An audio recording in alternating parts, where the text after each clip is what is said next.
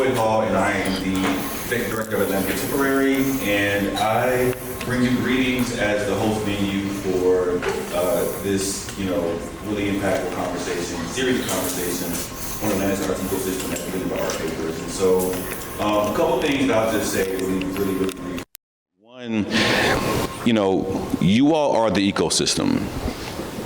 We are individuals, we work in places, there are institutions, but this is not an ecosystem without those of you who are in this room. So I want you all to feel like this is an active, living sort of construct that we're investigating. So just want to point that out, first. Second, I have to do the promotional aspect of my job and remind people that we open new exhibitions on Thursday, but I want to do that with a lens towards this moment.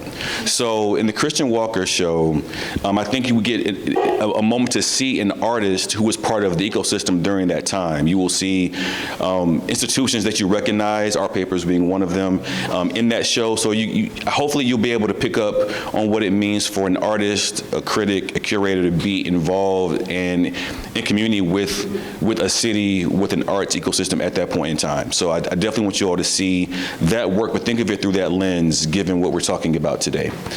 But also the Tall and Wild Atlanta 1984 through 94 exhibition presented by Rosa Duffy, I think also presents a moment where we see Atlanta in a very different time and place, but also the ecosystem of the arts and what it can mean for a city, what it means when folks are, again, moving, working, pouring into a place, a city, and we're living out the results of a lot of those efforts that happened 40 years ago. So I want to highlight that as well. So when you see that show, think about this. Think about those of us, the earlier versions of us 40, 50 years ago doing the thing that we're doing now. So think about that.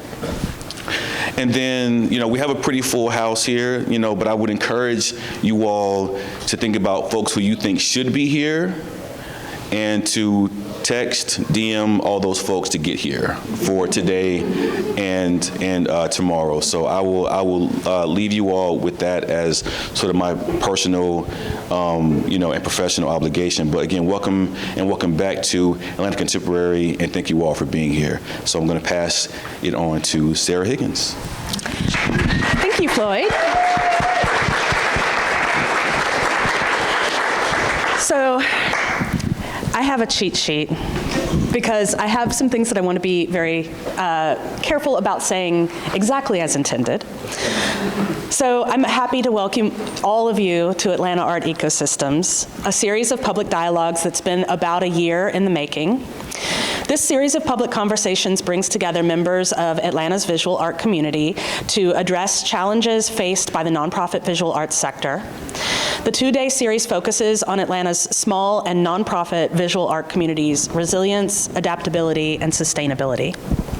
A bit about Art Papers, for those of you in the audience who are not familiar with us. Founded in 1976, Art Papers was the longest-running nonprofit contemporary art magazine in the U.S.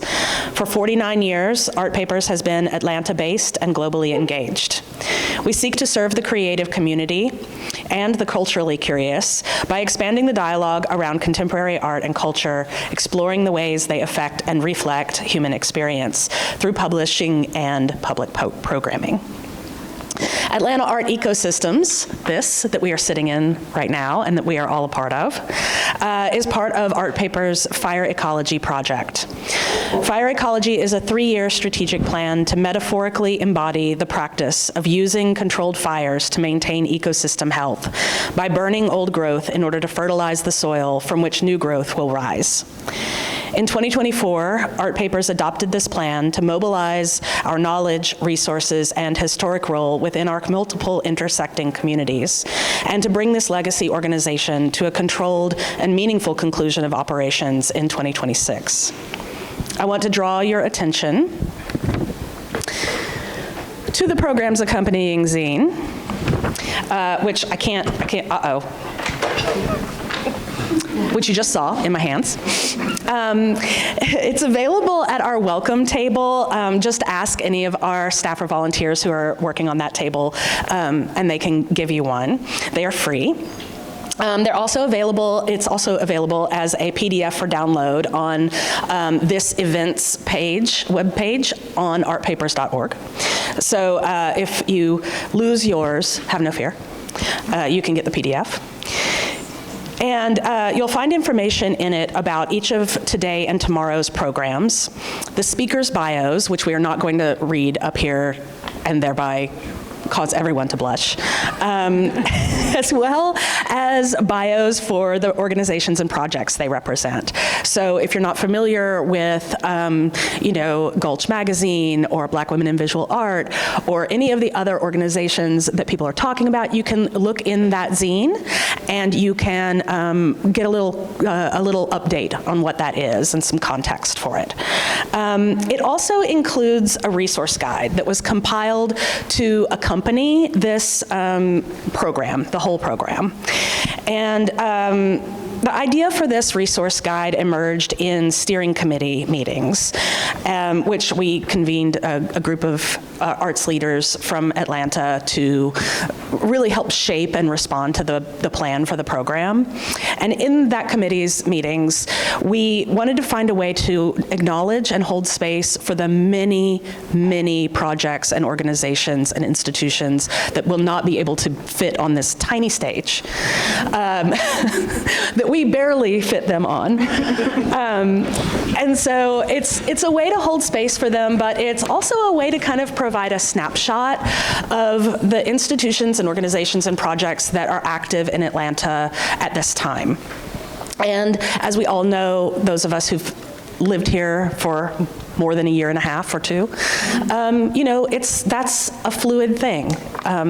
New things come up, old things go away, young things go away, old things come up, it changes. And so this also kind of is a time capsule in some ways of what we were able to collect. It's also inherently, I am sure, not completely complete.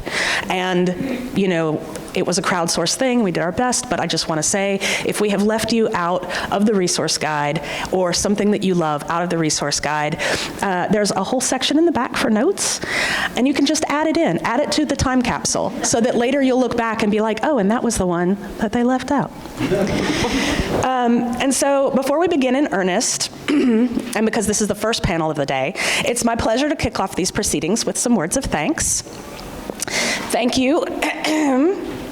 Thank you to our program partner and host, Atlanta Contemporary, and their staff for providing what we knew would be the ideal venue in which to hold these conversations. Thank you to the staff of Art Papers for your diligence in bringing this program to fruition.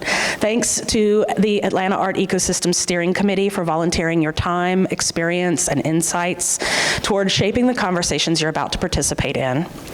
Thank you to our esteemed panelists for sharing your knowledge and ideas. Thank you to the Art Papers Board of Directors, to our volunteers, and to you, our community, for your support. And now some official thanks.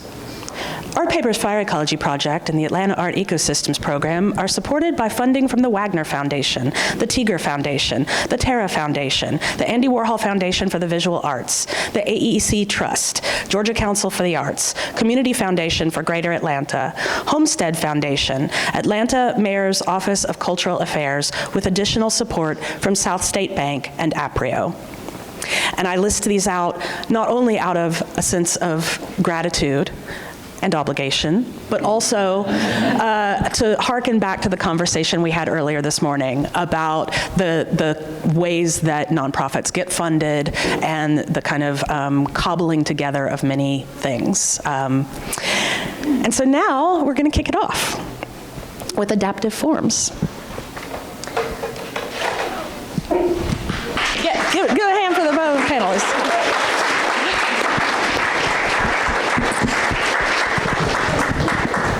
So I'm gonna actually come forward. I'm gonna scooch in a little bit. Is that good?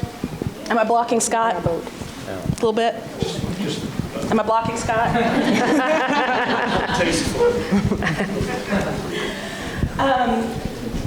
Hey everyone. Hi. Thank you so much for joining us for the first panel. You're our guinea pigs.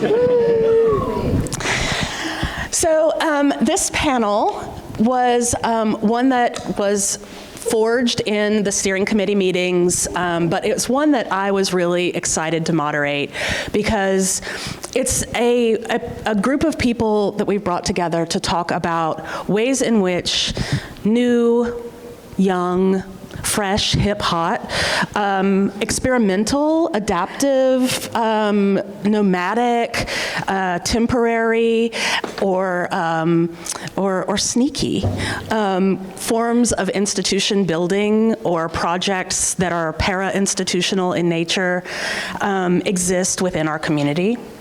And so I want to start by, because we forewent with the bios reading, I want to start by just going around and getting everybody kind of to, introduce yourself, explain what your project is, and, with an eye toward us having time to ask some questions afterward.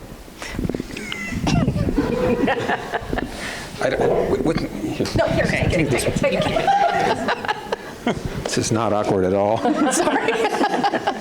I'm Scott Ingram. I'm actually an artist in Atlanta, and I feel a little bit like a fraud here because I'm not a nonprofit. Neither are most of them. My project is I actually consider it a performance-based project. It's curating as performance art. So I'm the director at the Temporary Art Center, not the Contemporary, at the Temporary Art Center, and we do projects kind of when planets align. We have to find space, we have to find artists, we have to find funding, and that's kind of the short of it. Does that sum it up?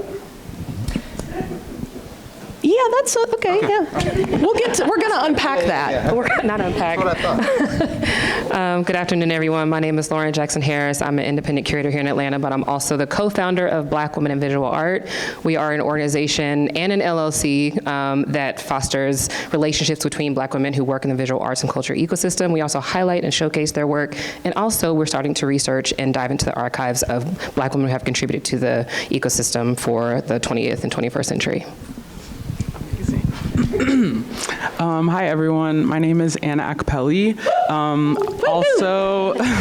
Also an independent curator, arts worker here in Atlanta. I have a project that I call Elsewhere, kind of similar to what Scott does, really like working with artists in more intimate ways as a curator and kind of trying to push them a bit in their practice, but also kind of find random spaces, have to find funding, all that good stuff. So, yeah.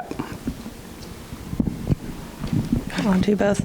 Hi, my name is Amanda Everyone Norris. shares the middle mic.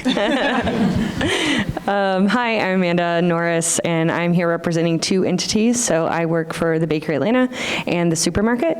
Those two are partner organizations. Thanks. Those two are partner organizations. The Bakery's been around for 7 years. In 2023, we transitioned to a 501c3 art services nonprofit, and now the small business that was previously operating what you all may know as the Bakery now operates the Supermarket.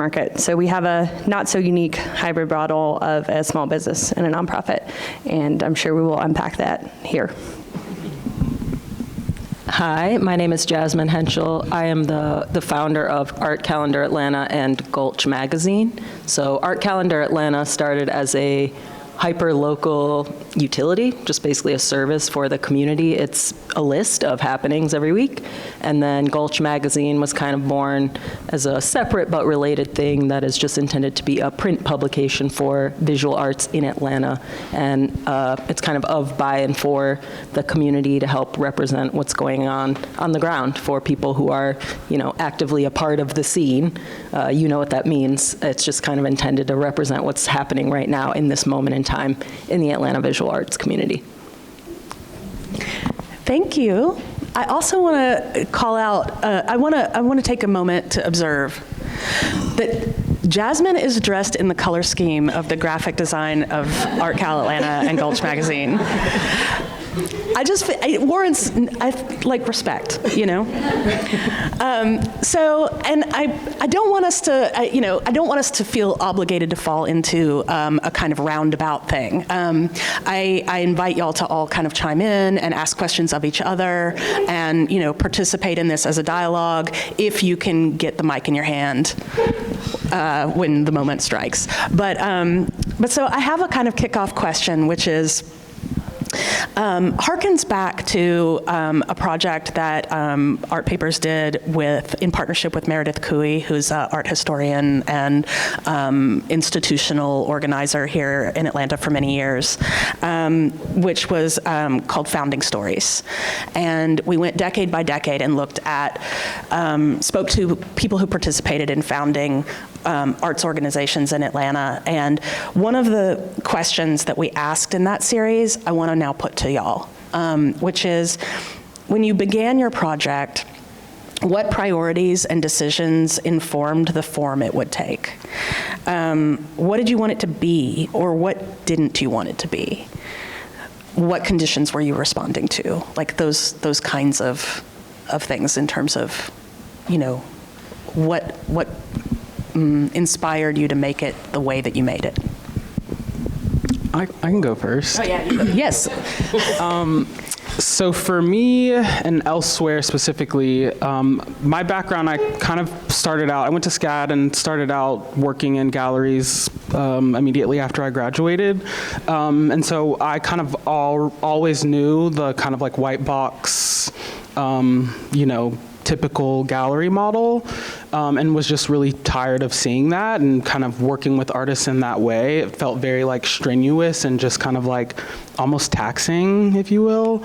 And so yeah, elsewhere for me was something that really allowed me to kind of like break free from that and work with artists in just even more like casual way. Like it just felt so kind of like uptight sometimes, and I really wanted to work with artists in a way that just felt like, just make something. Like what do you want to make? What are you interested in? Like where is your thought process at? And like how can we kind of like curate something and like build something that you're really happy with, like the people who are looking at it are really happy with, or not happy, depending on like the content of the work. But yeah.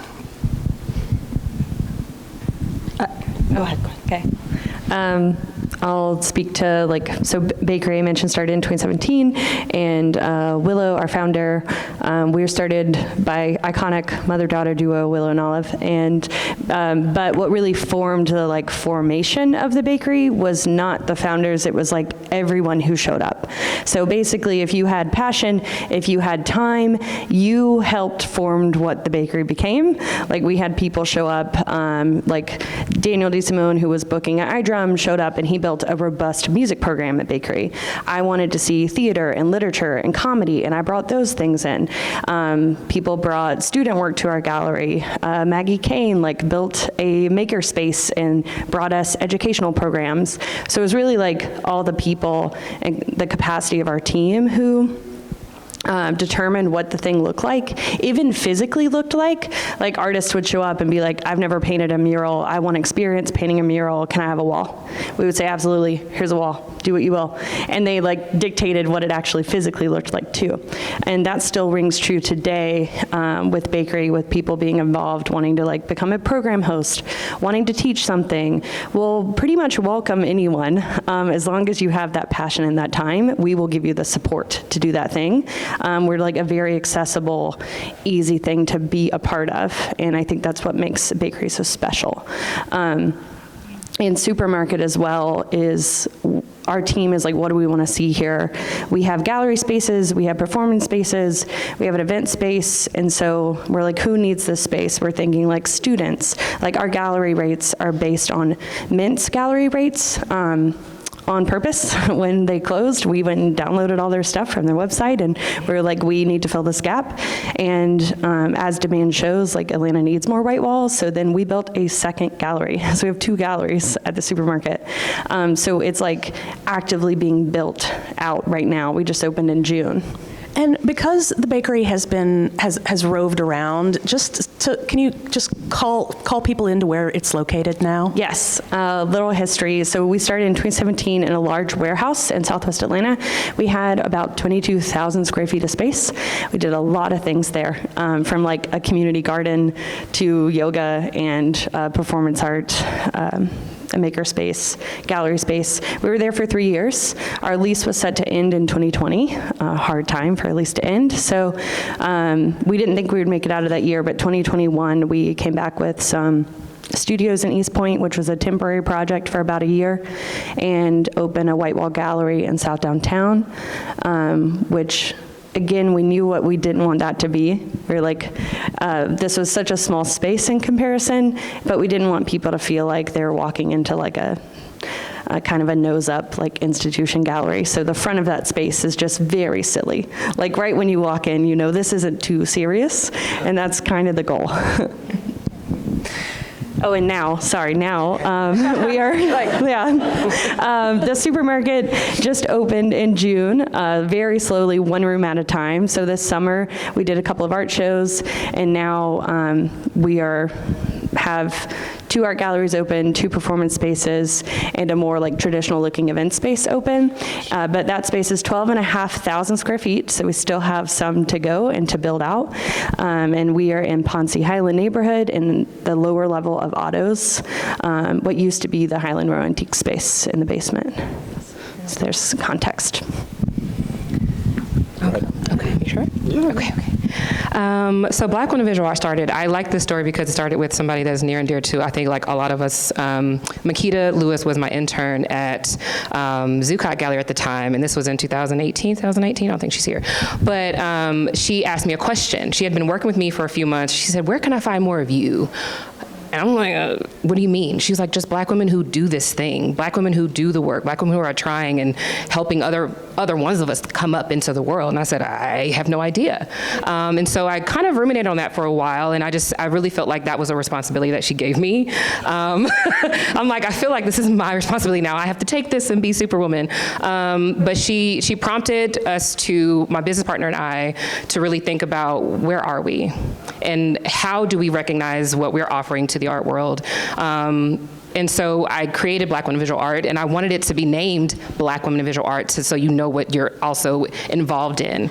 We were thinking like maybe it should be like some subversive name where it's just like a French name or an African, like we were like, no, we want to name it what it is. And so we started just simply by going to art fairs and galleries and taking pictures and interviewing women who are sitting at the booth, saying, hey, we see you. And we would leave them with this smile on the face where they felt recognized. And so it started just from that. We went to Miami Art Basel in 2019, and that was the catalyst for what we were doing, just recognizing Black women in spaces. And it was just an appreciation kind of affinity space online.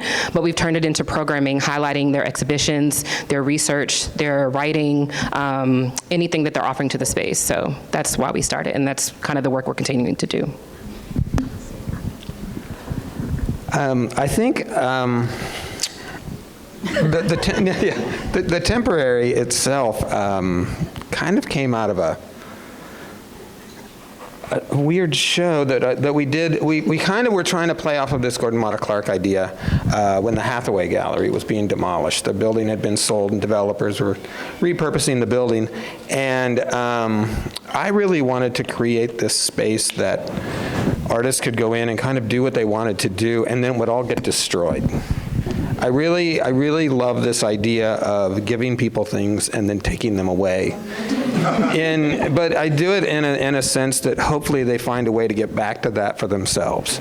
So whether that's in another community or this community, if you want to build something here, you're welcome to do it. So that first show, though, I didn't really consider it a temporary show. It was just a show.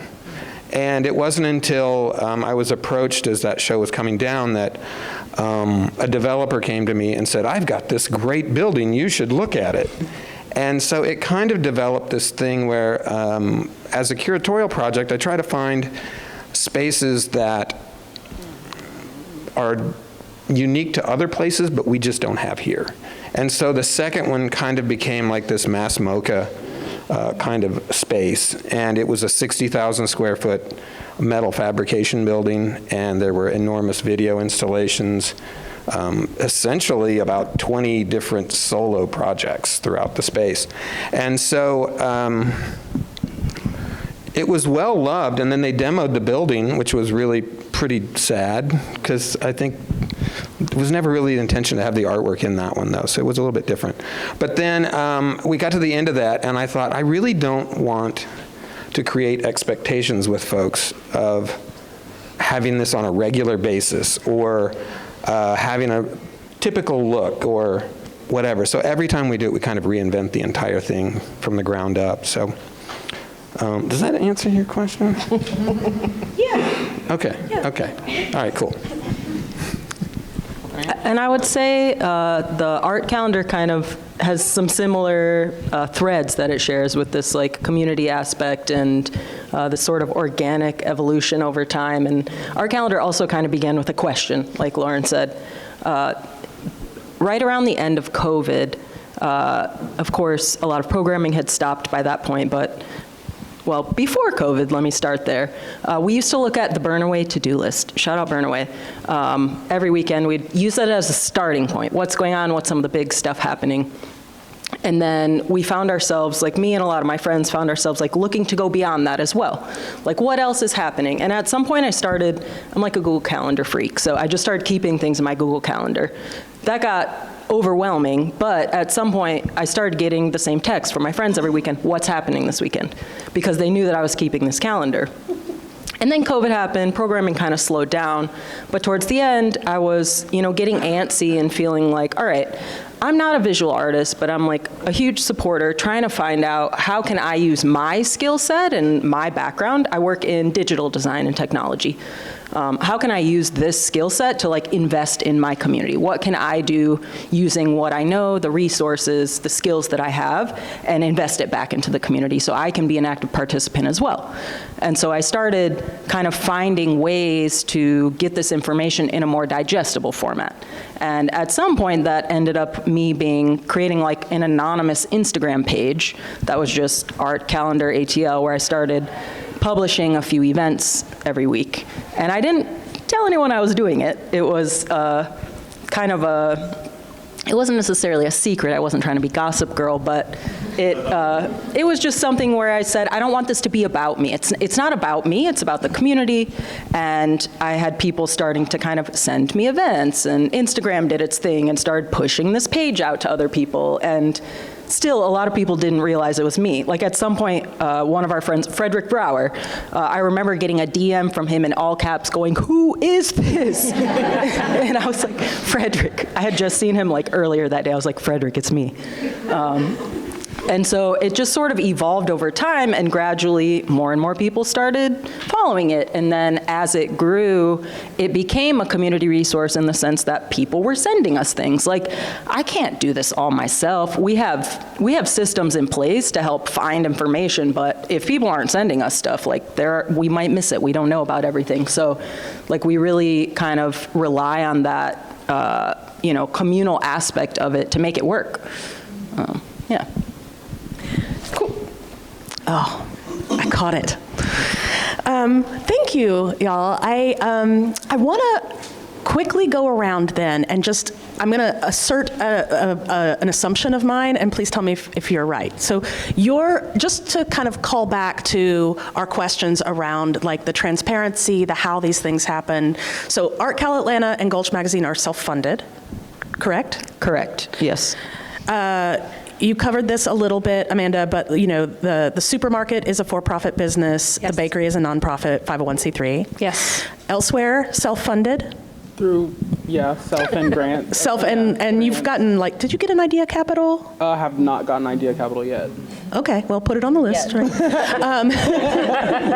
And Black Women in Visual Art is? Nonprofit and an LLC. Nonprofit and an LLC. Yeah. And just an LLC. Okay. Yeah, I'm an LLC too. Elsewhere is an LLC. LLC too. Yeah. Okay, cool. I just, I think we're talking so much of the subtext of these conversations is like. Can I add to that actually though? Yeah, you want to talk about a fiscal sponsor? Yeah. We actually use a fiscal sponsor that allows us to beg for money, and people can deduct it on their taxes or whatever. So, which actually worked out pretty well. I mean, there's a small fee involved, but it's not any worse than like a credit card fee or something like that. But, and you do have to apply for it and be accepted for it, but there are numerous places around the country that do it. The place we worked with was out of New York, I believe. Is that right? Yeah, out of New York. So, yeah, we use Fractured Atlas. But I know that if you're an Artadia person, they have a similar program for Artadia recipients. So if, for larger funding for larger projects and stuff like that. So anyway, it's a weird model.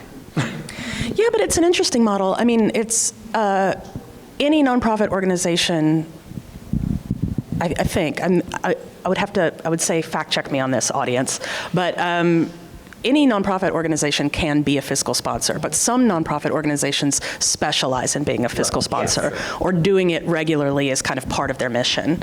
But you can, develop a partnership with a nonprofit and become a fiscal sponsor, recipient, or sponsor. You don't have to be a special kind of nonprofit to do that. Yeah, well, they have a similar thing to like GoFundMe or something. Exactly. They can work off of.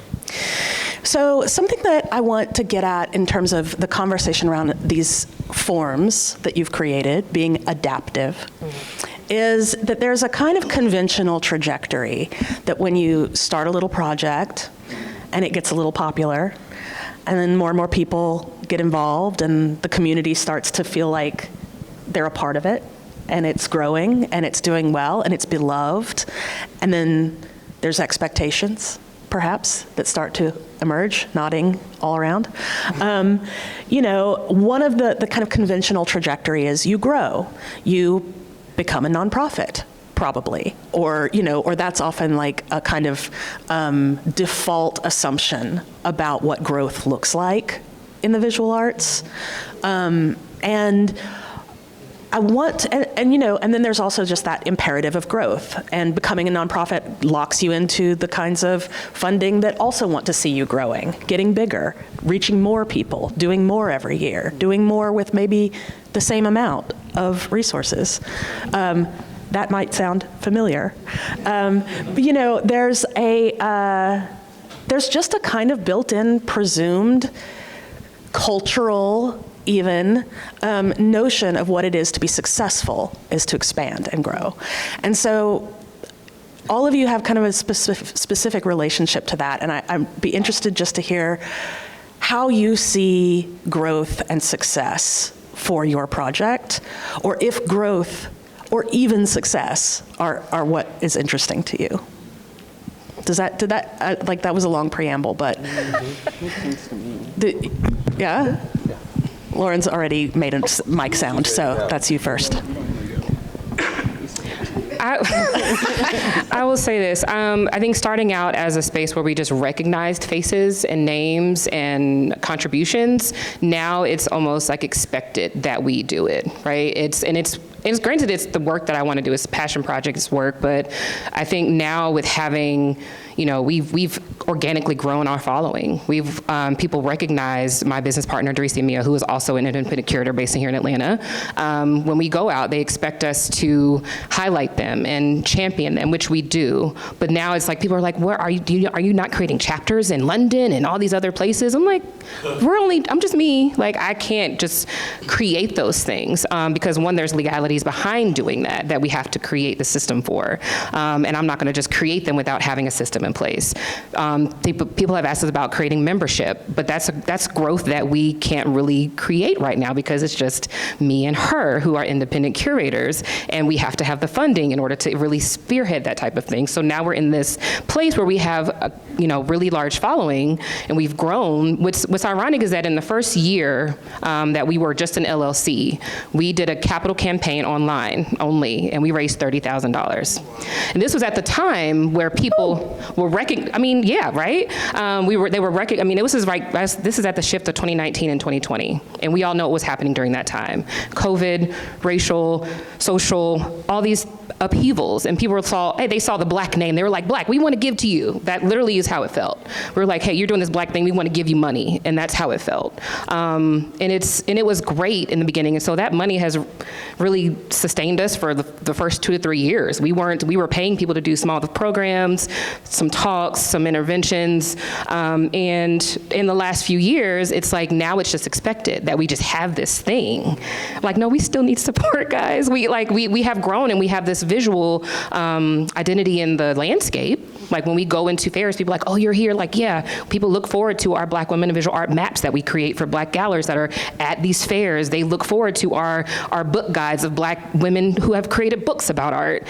And that's work that I have to do. That's research that I do for free. That's volunteering my time. But they don't realize there's not a team of people behind us. So growth looks like building a team of people who are helping us with this research. There's a team of us helping create chapters in other places across the country, globally, because there are Black women who work in Paris who feel ostracized in their own positions. And they're sending us information saying, hey, we want you to help with this. I'm like, I can't get to Paris. Like, you're inviting me here to do this thing, but I don't know that landscape. But I'm trying to create the conversation so that we can at least build bridges now. And so when we do grow, when we have the capacity to grow, that those relationships exist. So growth looks like reaching across the pond, reaching into other sectors, into other areas, into other parts of the world, and building and creating chapters where people are being recognized for their work, and we're creating programs around that. Okay. Growth and what growth and success looks like. Yeah. Growth for the supermarket looks pretty traditional. Like, we're a small business. We need to grow. We need to physically build out the rest of the space. We need support to do that. We need business loans. Like, that looks very traditional. But the way that the bakery grows, like, we could say we've grown over the past 7 years, but adapt is a much better word. We've adapted over the past 7 years. Our team has ebbed and flowed. Our programs have ebbed and flowed. There's, this mission that we stay true to, and now that we're actually a nonprofit, we do have a mission that you were saying earlier, that's the mission is the driving force for your nonprofit. And so in forming a legitimate nonprofit, we made our mission as broad as possible. That way, we can continue to adapt, because that's what growth and success looks like to us, is how can we keep doing what we're doing while not becoming a nonprofit. It's we need sustainability, but how do we stabilize and grow without risking the experimental, cool, actually community-driven element of it? And that's the challenge. The challenge isn't growth. The challenge is adapting in our own on our own terms instead of growth. I think ebb and flow is actually a really compelling way of framing sustainability, or going to the future, I was just having this conversation with Madison, our programming manager, last week. A magazine hit us up and was like, send us your exhibitions through the end of the year. We don't have that. Yeah. But here's the thing, we don't have to have that. We're not an institution. No one's, and we did have this second where we're should we make something up? We want to be included in this magazine. We can make up dates, we can make up a title, and let's be in this magazine. But that's just not, that's not what we do. And so, but also we don't have to do that. That everybody else is doing that. That's not the gap for us to fill. Yeah. I would say for elsewhere, growth or success would just be to just continue doing what I'm doing, and just being able to have the funding to produce the projects and to work with the artists in the way that I'm working with the artists. Similar to Amanda, I don't think that there's a need for an elsewhere gallery. There's enough galleries around the world. I think there's more of a need to kind of allow artists to experiment and play around, and in between having their big gallery shows, having a show that's just fun, and or heavy, or I don't know, itchy maybe, who knows? But yeah, just really just being able to have fun with artists and allowing them that playground. I think with, speaking of the calendar, growth is similar to what Anna's saying. We're not necessarily trying to do like a ton more. Like Atlanta is Atlanta, and we try our best to represent, again, everything we know about on our website and, you know, on our Instagram. We try to really bring in everything we know. I would say the biggest milestone of growth for us was when we brought on Liz Fleming, my partner who helps out a bunch. Shout out, Liz. And that was huge because, similar to what Lauren's saying, like really just having a little bit more of a team to help is huge. We do have a lot of technical systems in place to kind of make the engine run. And of course, there are little things that we'd love to do to sort of optimize that, make it a little faster. I'd love to have a nicer website, and eventually we'll get there, but being self-funded, it's not, you know, we're not trying to rush anything, and we're not trying to become a nonprofit. Like, we are trying to explore alternative ways of building a business model, and that's especially pertinent now that we're doing Gulch Magazine, because Gulch Magazine costs a lot more money to do than, you know, the Instagram and a website. So that is something that's really forcing us to confront, okay, like, for the short term, that was okay to be self-funded, but if we really want to be able to continue to do this and maybe do it at a higher frequency than once or twice a year, we're going to need to figure out how to sustain this. And so, as with many nonprofits, of course, we're going to have to cobble together a lot of different streams of income, but we are exploring ways to do that. And we're having conversations with people because we know that the magazine of 2025 is not going to look like the magazine of 1970. Like, it's just not, it doesn't, the world is so different now that we recognize that we have to innovate a little bit and think a little bit differently. And so we're trying to do that. And anyone who wants to have conversations about that, please come find me and let's chat, because we're all trying to figure it out together. Awesome, thank you. I think growth for the temporary is a really weird thing. The last show we did was the smallest show we did, but it cost the most. The budget was more than 50% what the one before was. So, but I do think that in terms of growth, I think there's an idea of quality that I'm trying to get across. I'm trying to really improve the quality of that product, whether it's the space itself or the caliber of artists or the installations we're showing or the work we're showing or whatever. I think that growth for me is a very, I don't want to get bigger. I don't want a board. I don't want to have to answer to a board. I have a great time with just either curating the shows myself or finding folks to do it like we did the last one. And it becomes a conversation with my community that is, it's a conversation of objects, really, I think. I have a lot of artists that are really pissed at me because I don't put them in the shows, but at the same time, I need them to be having a conversation with someone else in the community so that they actually fit into the body of work that we're presenting. So I think that it's, but it's also something that it allows us to create an exhibition that has a diverse amount of medium. We can have ceramics, we can have textiles, we can do video and photography, and we can kind of do whatever we want. But part of it really is the way we're presenting that. The last show was intended to look like a Chelsea gallery space in New York or something, and Atlanta doesn't really have that kind of thing. So we were trying to create that. So I think as we move forward, it's just looking for more unique places to exhibit the work at the best we can, and maybe that means fewer objects. Maybe it means fewer artists and not more. And maybe it means even a smaller space, but it could mean a bigger space too. So it's just the ebb and flow is the key, I think. Can I chime in really quick? Yeah. I will say the last show that you guys did, I really loved. I haven't said this to you before, but just especially being able to compare, because I didn't know that there had been an Atlanta biennial before that. And so seeing the Donald Locke show that was here and kind of being able to see all of the Atlanta biennial stuff and kind of I would assume reference to that was really cool. So yeah. Can I add to that? Yeah. The idea of the biennial as a title, or the Atlanta biennial as a title, was actually a joke. there's biennials happen biannually, and that has never consistently happened in Atlanta. So we thought it would be really funny to list something as a biennial, but never have a follow-up to it. Thanks. Absolutely no intention to biennial that.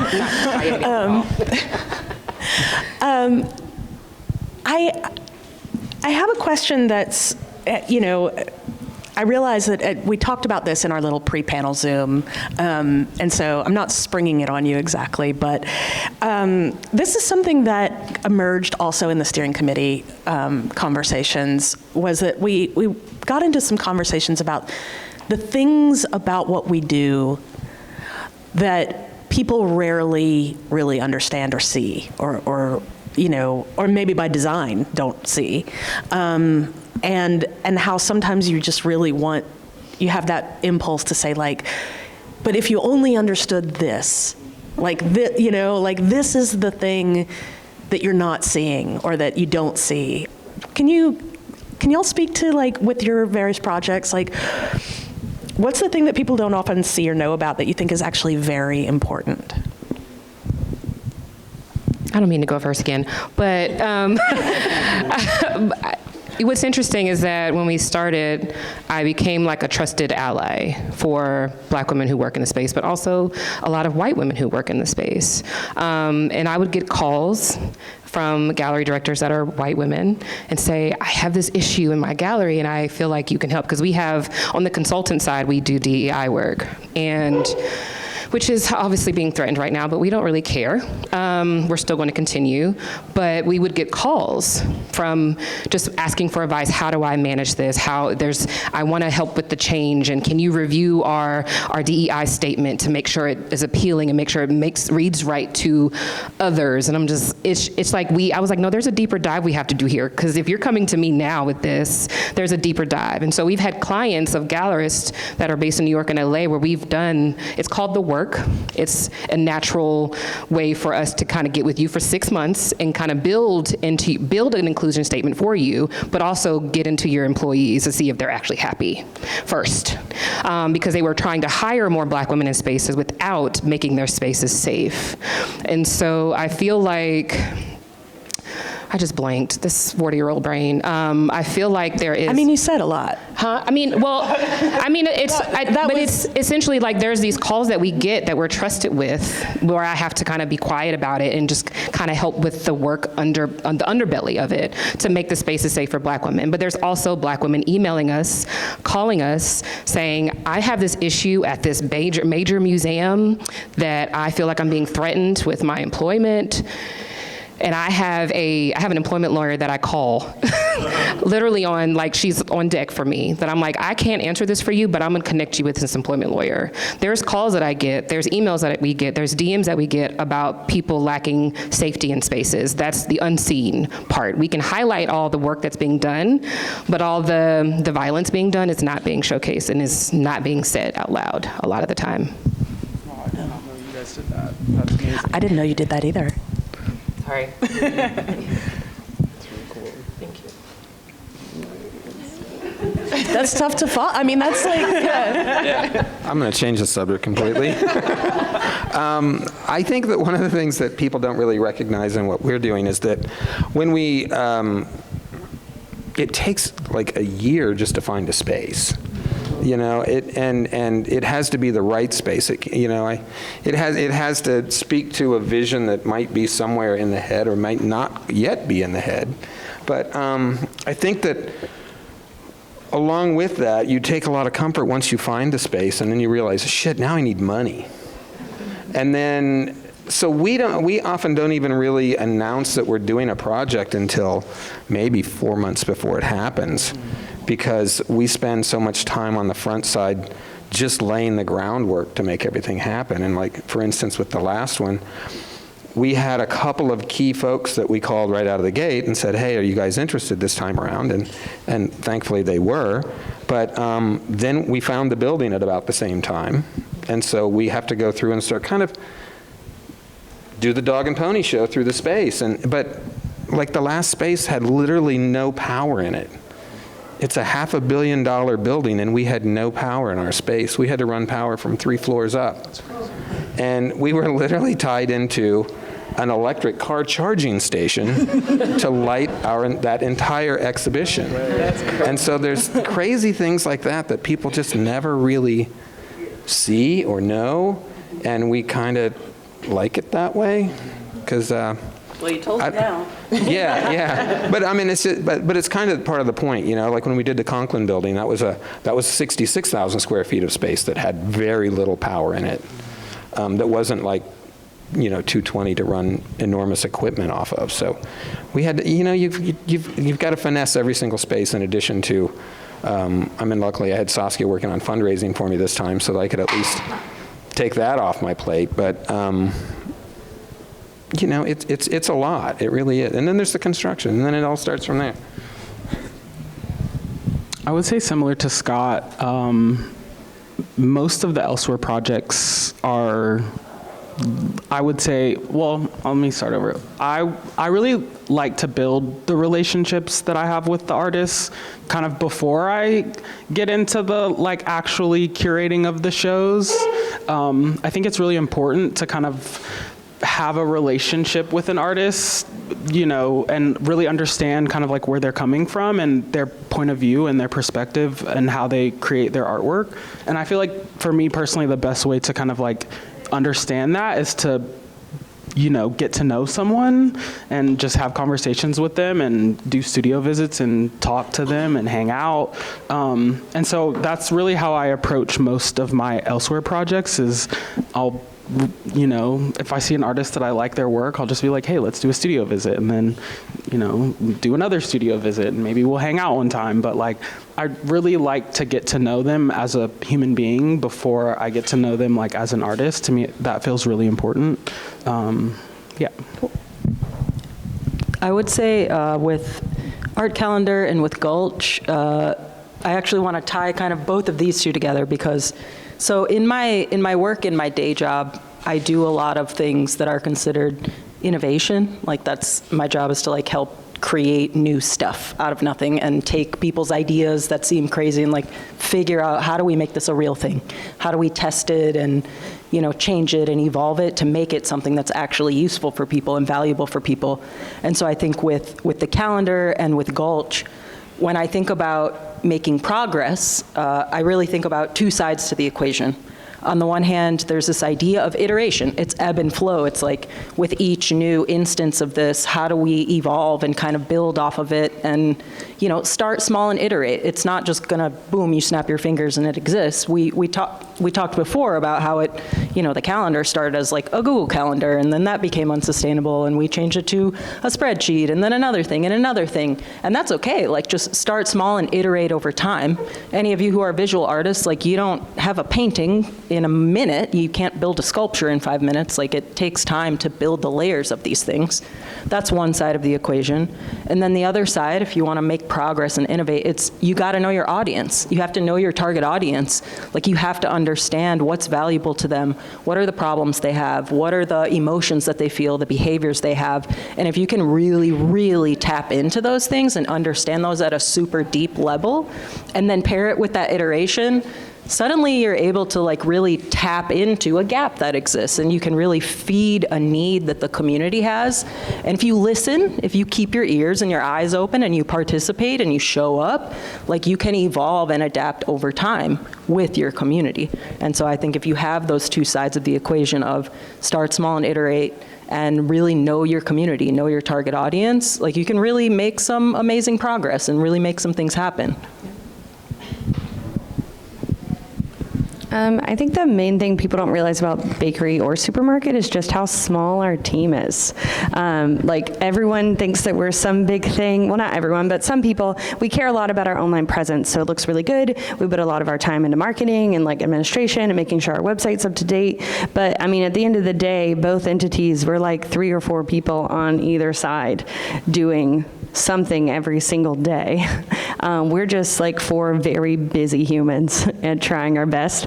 And some people think that like we have a very large team, which we do. We have a large team of like volunteers, program hosts, workshops, but when it comes to like the day-to-day operations, we're a really small team, and we get emails every day and are drowning them, and we're doing all the things. We are the development director and the grant writer and the marketing and it's still the DIY of it is we're really small, and I think a lot of people don't realize how small we are.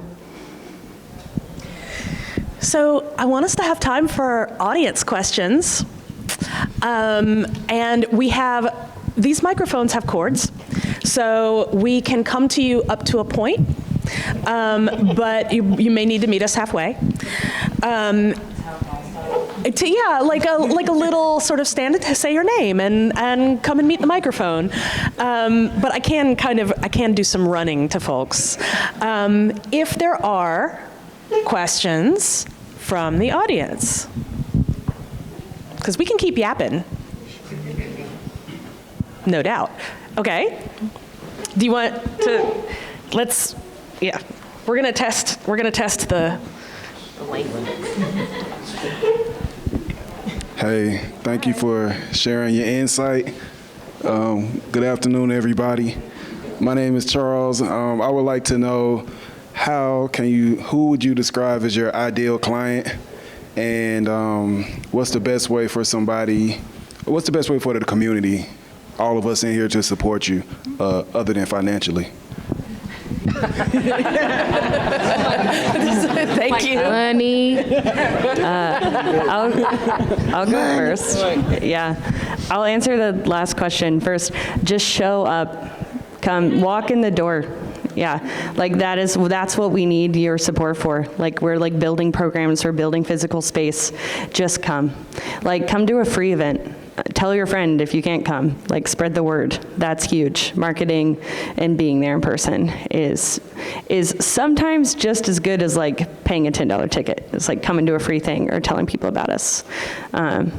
And ideal client, I guess we don't use the word client, but like bakery is like kind of the first rung on the ladder for a lot of artists, and we're really proud to be that. So ours is like, we work with a lot of artists who maybe it's their first time showing ever, or it's a curator and it's their first time, or it's a teacher, it's an artist who wants to get teaching experience and teach a workshop. Like we work with like a lot of people doing something for the first time, and so there's like a lot of like hand-holding and mentorship that we do to support that. So I think that's our ideal person, is like somebody trying to get into something, and we can support them. In the interest of getting to more questions, maybe one more person answer that. Who's anxious to answer that? No, you? Not it. I'll go. Target audience for the calendar, of course, it's anyone interested in participating in art events. So, of course, it's especially useful for people who are local to Atlanta, but also if people come into town, we like to recommend it to them, give it as a starting point so they can know what's going on. Gulch Magazine, we really have two target audiences of by and for the people in the scene, but also with Volume 1, we were very intentional to time it with Atlanta Art Week and Atlanta Art Fair, because we also wanted it to be something where people from outside of Atlanta could get a glimpse into what's happening on the ground here and really kind of get their finger on the pulse of what's going on. The best way to support us, if you know of events, send them, please. We don't see everything all the time. We try our best, but we miss stuff sometimes, so share with us. It is very much a community-driven thing. And with the magazine, have conversations with us. We want to know what's happening. If you know interesting things are going on, you want to see things represented, let us know. Let's talk about it. Like, we're open to ideas, we're open to conversations, and we just want to be, moving the conversation forward. So find us, chat with us. Awesome. And I'll add, then I'm coming for you. I'll add that, one of the kind of driving ideas behind this program was that we were kind of accustomed to hearing people in conversations just like this saying things like, well, what Atlanta doesn't have is, and what Atlanta needs, and what I really wish we had but we don't have is, and I think one of the things that we hope to do with like the resource guide and with all of the folks that are going to be talking over this weekend is to really celebrate how often we do have, and we actually sometimes have more than one of, and to really, I mean, one great way to show up for the community as a whole is to just be an advocate for the things that we do have, support and learn about those things, and you know, and kind of spread the word about them. Yeah, Leah. Okay, so Sarah's first question was about the conditions with which each of you are responding to start your projects, but Art Papers is currently undergoing their fire ecology programming, strategic plan maybe is the best word for it. So what I'm curious to know is, do any of you already foresee a conclusion to your project, and what does that look like? That's a great question. Me, personally, I don't see a conclusion to my project. I think as long as there's funding, there's stories to tell and things to talk about. The project I did with, I got an A&E grant last year, and through that project I produced a film with this artist named Michael Grant about this old neighborhood called Buttermilk Bottom that's was based in downtown Atlanta, and was eradicated due to just the development of downtown.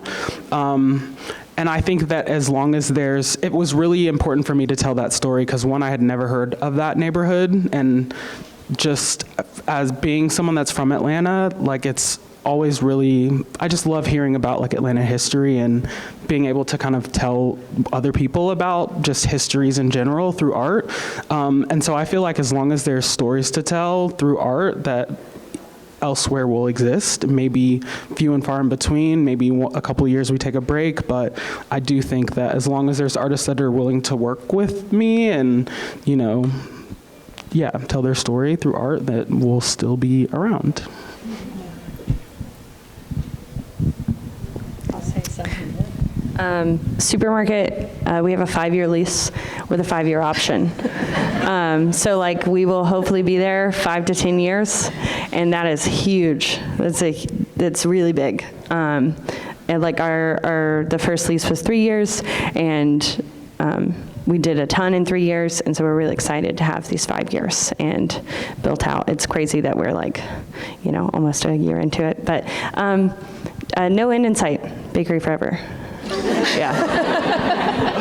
Same. I don't know how long the calendar will exist. I'll be honest, it's a lot of work, man.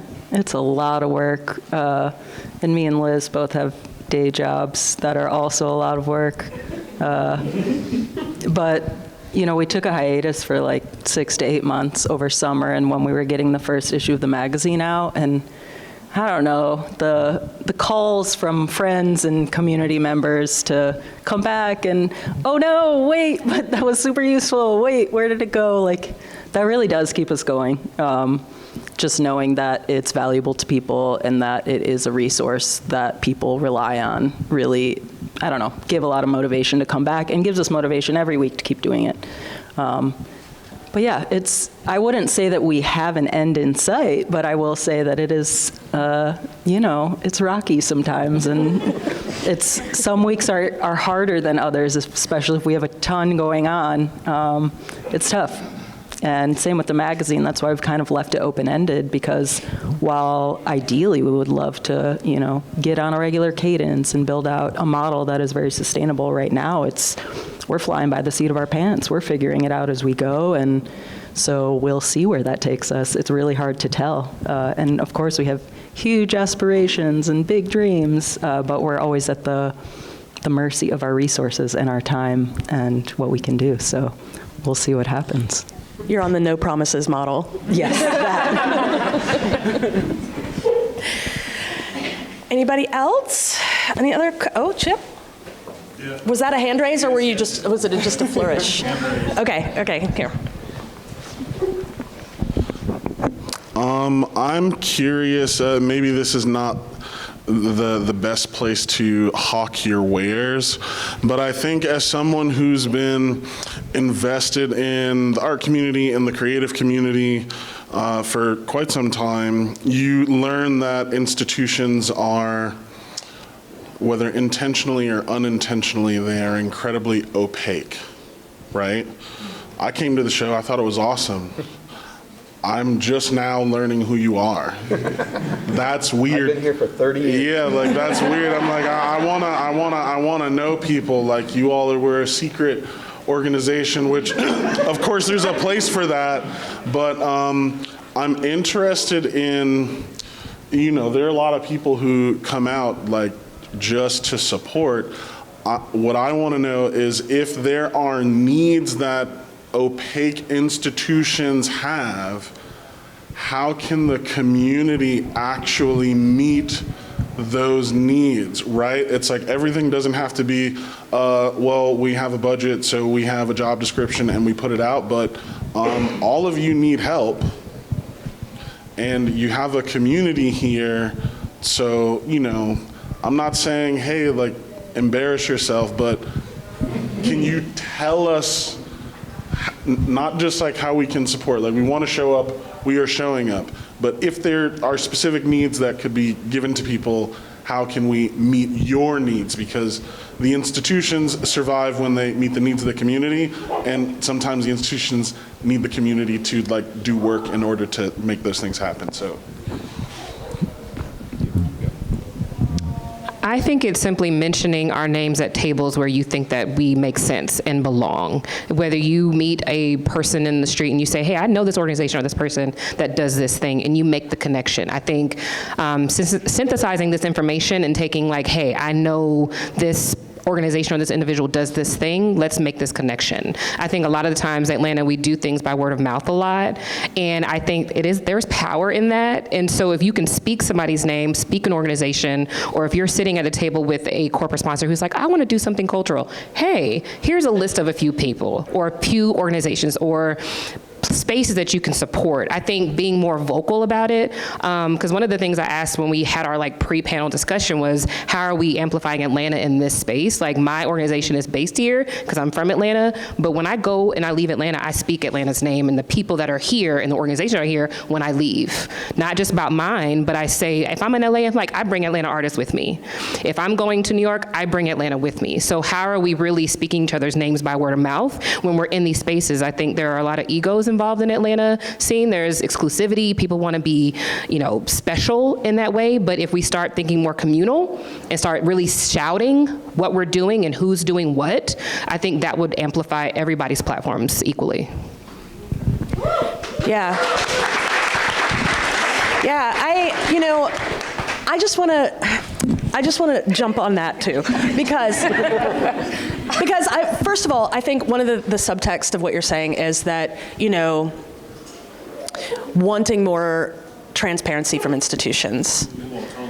And I think that that's a hard one sometimes for institutions to know what to do with, because they're like, we've got our website and we've got our social media and we've put it all out there, and we're trying to reach you with all of our stuff. And I think that that to pick up on what Lauren was just saying, like that there has historically been a tendency in Atlanta to retreat into a kind of like competition, town ain't big enough for all of us kind of attitude. And I think that we are... Gatekeeping. Yeah. That's what that was what they said. Yeah. But also just a sense of like living in scarcity, creating a sense that we got to like look out for ourselves first. Yeah. And that there isn't enough to go around, and so you got to get yours first, and then protect it first, and then maybe reach out an arm. And I think, yes, I will call on you, but I think that we're in a really great moment right now. I mean, we're in a terrible moment right now, but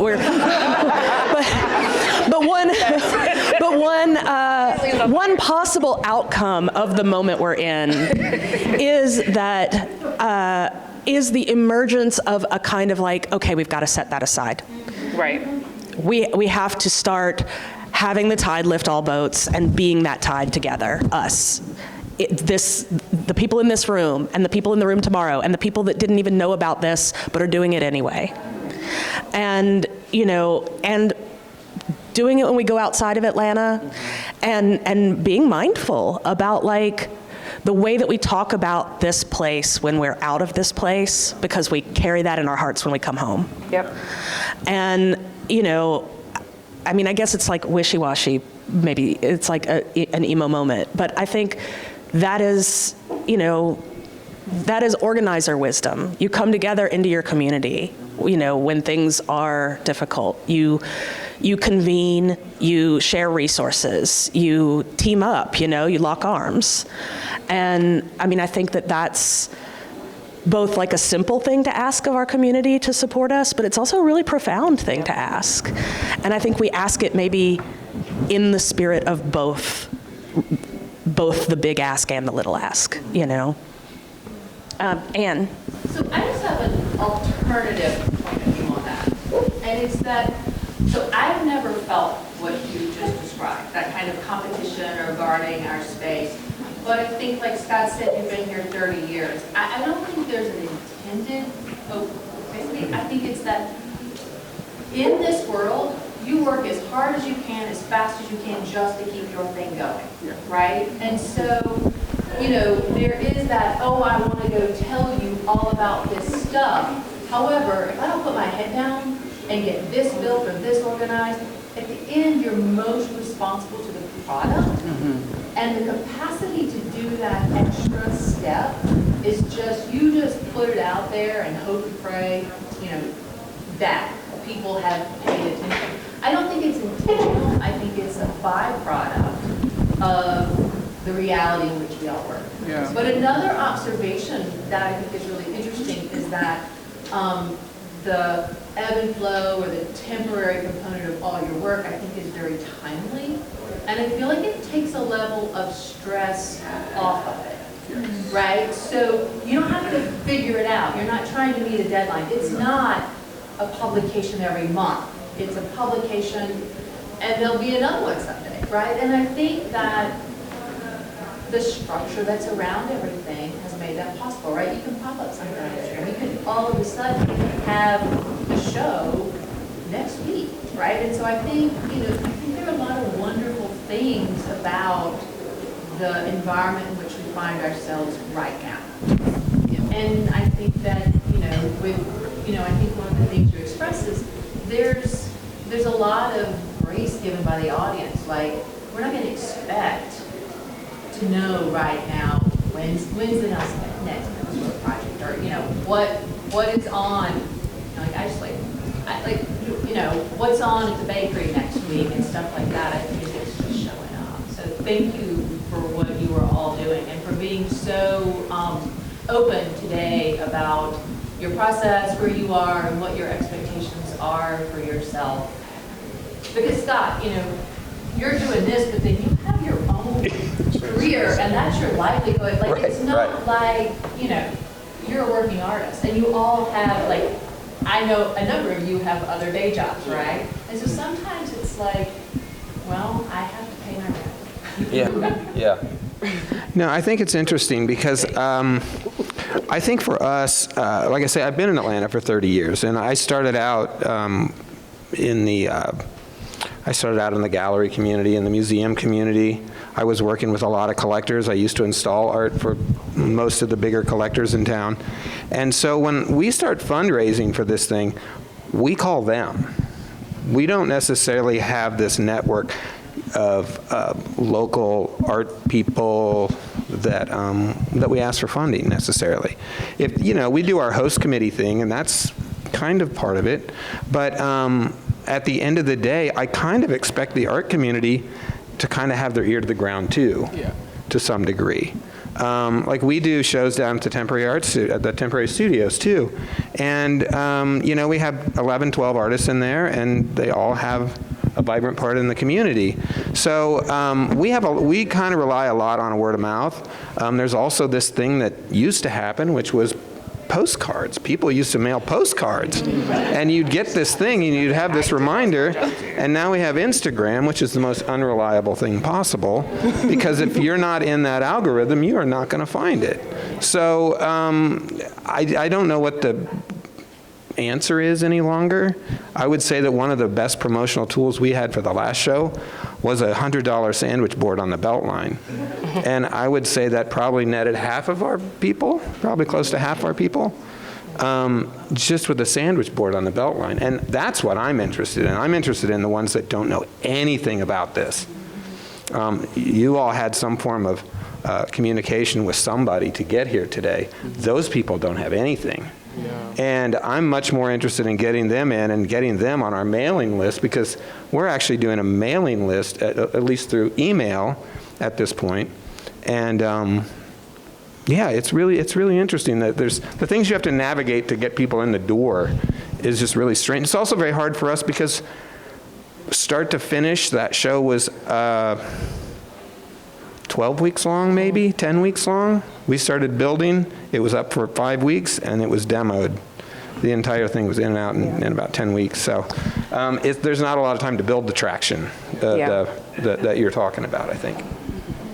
I will say, I mean, even speaking to the word of mouth point that I think Ann made a really wonderful point too, but I will say I like the fact that the calendar is creating an unsiloed aspect of what is happening in the community, because I think we did have our heads down. We were like, let's just do this thing, let's build this thing, let's bring the people in. But one thing about having a calendar and having a central place to go, and that's why we need to send her the information, because it creates a more inclusive offering for our city for people to know what is happening. So as much as we keep our heads down, we also should keep our ears open and our eyes open and also share, because we have a platform that is collectively creating an environment where we don't have to be siloed and keep our heads down. So I think it's still keeping this nice infinity loop for Atlanta to communicate and share what is happening.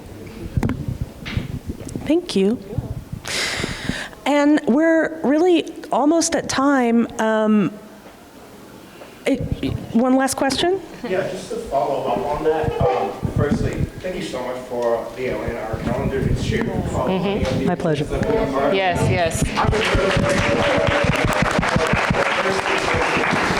What are other ways to properly share about the arts to the general Atlanta public, and possibly not to be rude to the other few, those that are uninterested? And how do we inform our communities more of your efforts, more importantly? I mean, I'll wager to speak for everyone to say, I don't know if we can get the uninterested. Like, I mean, I think that maybe the uninterested is on them. Yeah. But the interested, I think you can just, I mean, if you follow us, share our stuff. Mm-hmm. You know, like if you are going to a thing, invite a friend. You know, invite a friend that maybe doesn't come to this stuff. I invite my neighbors who are not art people to art things pretty frequently, and sometimes they come and it's hilarious when they do. Like, they're just like, wow, this is really weird, but interesting, you know, and some of them have started like kind of doing some things, you know, like I think that we're in a time where like we're starting to realize the limitations of what our social solutions that we've been operating on for a few decades can give. And I think, you know, these questions about what do you need for us to do? And I think it's like, just talk to each other, you know, be with each other, be, you know, like human bodies in space together and embrace that. And like, that gets more people in, it gets, you know, like, I mean, I don't know, just to kind of like, sorry, and like argue with me if that does not represent a good answer. No, I think it makes sense. What's interesting, because I started thinking about the Atlanta Art Fair that happened, and having a booth there and seeing the faces that came in, I saw so many new people that had never gone to anything art related in Atlanta. And I would just ask them when they came to my booth, like, what brought you here? Well, I don't know, I just saw it was happening. Like they were the uninterested or the not knowing, right? And there were so many new faces, and there were so many faces that I didn't see at the fair that weren't involved or weren't there, but it was still just a melting pot of Atlanta art scene. But there were so many new audience members that had never touched the Atlanta art scene that were at the fair. And I think one thing, I don't know how they just came out the ethos into the fair, but I think that it's just really inviting people and continuing to market and continuing to talk. Like, I didn't see the fair advertised that well, but there were a lot of new faces that were interested. And so hopefully that was an entry point for them to get activated and to continue to be involved in the art scene. So uninterested, I think they will come naturally with something glamorous like the fair coming, or seeing the Art Week, or seeing the Goat Farm really expand, seeing Mocha GA expand. I think them seeing the expansion of things happening is also bringing the uninterested in. And I think them doing marketing to just like, not art-specific marketing, like not being in art papers, not being in, like, bakery was mentioned in like an Atlanta magazine article. Yeah. And then we had some like, random people like show up, and now we'll hopefully come back. Yeah. And so, yeah, and like the AJC and like things that aren't like just art focused, that like is huge. Yeah. And that's not answering your question of like, what can you as a person do? But like, again, what is like, what the community can do? I think press is huge, and we're always trying to get press is major. Yeah. Most of us don't have the kind of marketing budget Atlanta Art Fair has. No. But Press. Right. Press. We need press. So press. Yeah. Press is another. We need money, press, and word of mouth. Tell you but like also three. money. Money, just money again. We do need Like, That had a measurable impact, so it's Yeah. like, Yeah. somebody works for the newspaper, like, yeah, maybe. save it. Yeah. Save it. yeah. The thing. Well, so thank you guys so much for being part of this first panel. And thank you guys for being part of this first panel.